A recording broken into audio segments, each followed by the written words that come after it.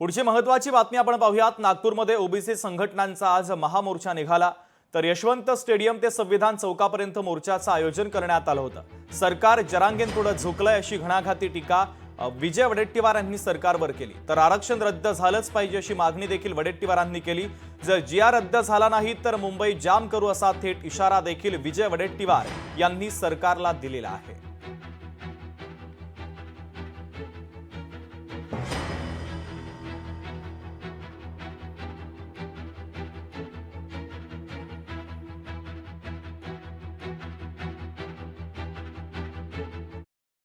काल परवा मुंबई नागपूर कॉर्पोरेशन मध्ये भरती झाली। एकही माणूस, एकही नोकरी विदर्भातल्या माणसाला मिळाली नाही। आमच्याकडे जेवढे कृषी सहाय्यक आलेत, माहिती काढा, जिल्ह्यात तालुक्यात एकही माणूस आपला नाही। जरांगे आमच्या मुळावर उठला आहे आणि हे फडणवीसांचं सरकार आम्हाला मुळापासून संपवण्याचं काम करण्यासाठी जरांगे पुढे झुकला आहे। म्हणून शुद्धीवर आणण्यासाठी आजचा हा मोर्चा आहे की सुधर जाओ।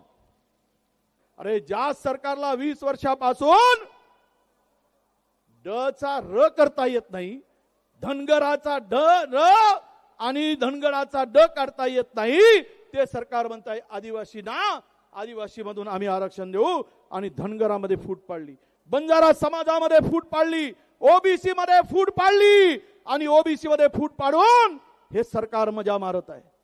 अरे दोन भाऊ जर भांडले तर आई म्हणते यालाही नको त्यालाही नको, घाल कुत्र्याला। आणि ही पाडी आज आपल्यावर आणली। या सरकारचा एकूणच अजेंडा आहे बांधवांनो, कोणत्याही परिस्थितीमध्ये हे आरक्षण रद्द झालं पाहिजे।